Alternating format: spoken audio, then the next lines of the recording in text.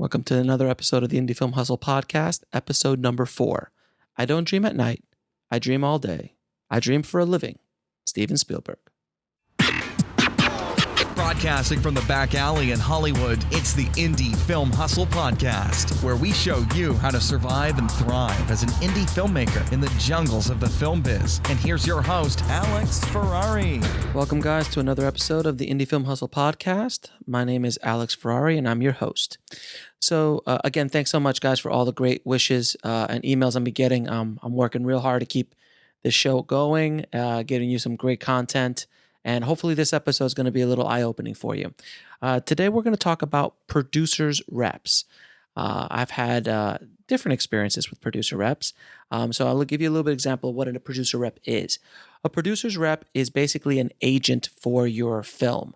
So let's say you're going to a film festival, let's go to your Sundance, and you have a movie. A producer's rep would actually represent your movie to different bidders and things like that would come across to you. So I have a film at Sundance, Harvey Weinstein wants it, Paramount wants it, Disney wants it, Warner Brothers wants it, and they become a bidding war. Well, your producer's rep will act as the middleman, negotiating deals, talking to you, and basically being your agent.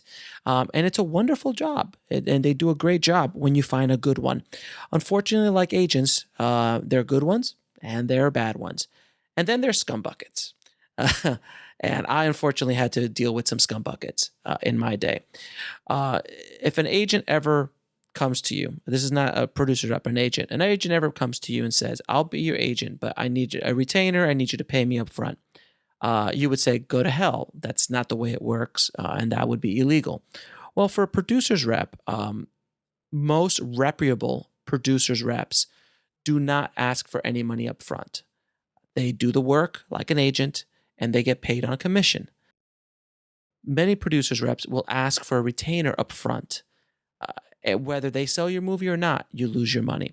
So let me tell you my story. I was a producer on a film a few years back, a documentary, and I was approached by a producer's rep, apparently a well-respected one. I was still kind of wet behind the ears, and I had no idea really what I was doing. She told me I just sold this movie to HBO. It had Mark Wahlberg in it. We got $60,000, $100,000, and then I sold it overseas and blah blah blah blah blah. Well, fast forward to when she's like, okay, well, I'll be more than happy to represent your movie. I think I could do really great things with it. My retainer is $10,000.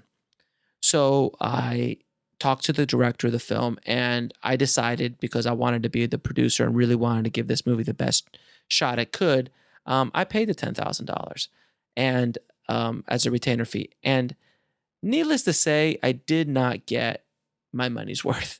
I lost money. I did get some money here and there. I think the deal that we did get, the director actually finally got us. I'm not sure. I don't remember exactly, but it was for a couple grand, if that. It wasn't anything big. So when I told her this, she was like, well, that's just the way it is. We did our best. I'm like, well, that's great. But now I'm out $8,000 or $10,000, and you didn't do anything that you promised me to. And I was pretty much out of luck. So I lost that money. So I've been actually approached by other filmmakers who saw that I dealt with this specific company and the specific person, and ask me what happened, and I tell them the truth, exactly what happens. So my advice to anybody in the indie film world, if you're going to get a producer's rep, make sure that you do not pay a dime up front. Most reputable producers reps will not ask for money up front. If they believe in your movie truly, then it's don't worry about it. They will make their money back. So it's the ones that go, well, I'll just do it and, whatever.